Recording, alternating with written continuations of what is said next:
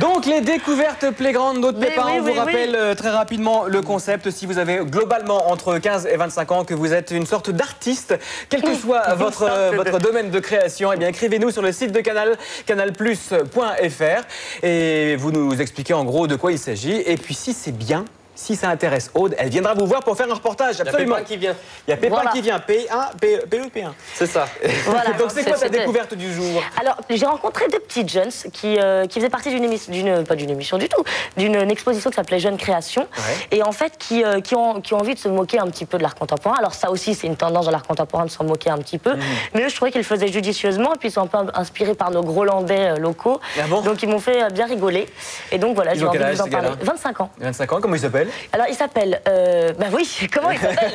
Maël Canon et donc Alain Guivarch. Malgré les apparences, ce générique n'annonce pas un nouvel épisode de Vie ma vie, mais est l'œuvre pastiche de deux jeunes bretons de 25 ans, diplômés des Beaux-Arts de Rennes. Le thème du jour, la rencontre entre un enseignant à l'école des Beaux-Arts et un employé de mairie supporter de l'AS Saint-Étienne. Enchanté.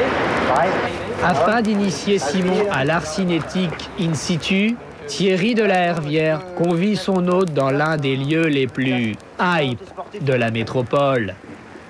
J'arrive. Simon s'est absenté l'espace de quelques minutes afin d'exécuter une grille de l'autofoot dans un kiosque voisin. C'est vraiment le genre de type que je pensais. C'est un mec limite populaire, limite beauf. Sur certains côtés, c'est vraiment le cliché du supporter. Je trouve qu'il n'a pas du tout d'ouverture d'esprit, c'est un mec limite borné. Je crois que ça n'a pas été évident pour lui ouvrir les yeux. L'expo à la grille, ça lui fera pas de mal.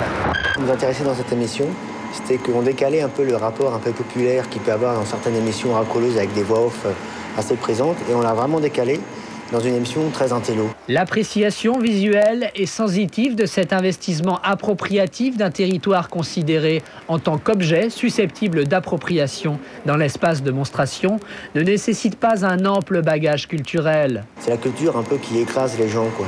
C'est ce côté-là qui nous intéressait dans les deux oppositions. La culture qui écrase les gens. Ouais. La culture qui est une arme, on va dire, qui parfois devient une arme au niveau du verbiage. De suprématie intellectuelle. Je pense que c'est vrai que les gens qui sont vraiment complètement dans une suprématie intellectuelle, comme tu dis, à la limite sont contents de faire partie de cette suprématie, ils vont pas essayer de chercher les autres qui n'en font pas partie, quoi. À l'image des rédacteurs du désormais culte Info du Monde, qui rendait l'improbable presque crédible, Alain a créé un magazine d'art contemporain dont les infos sont inventées de toutes pièces.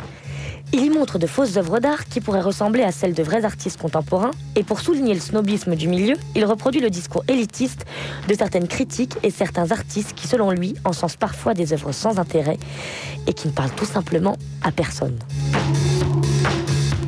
On ne sait pas vraiment quoi en faire de certains boulots, on reste complètement sans voix dedans, on n'arrive pas du tout à rentrer dedans, à interpréter cette chose-là, à la comprendre. À la ressentir en fait. À la ressentir simplement, donc c'est vrai que même pour nous c'est pareil, il y a des fois on voit des trucs, on se dit mais on ressent rien du tout, donc le fait de rien ressentir, on se dit vaut mieux à la limite de cette sensation de néant-là, en faire quelque chose et puis en rigoler quoi.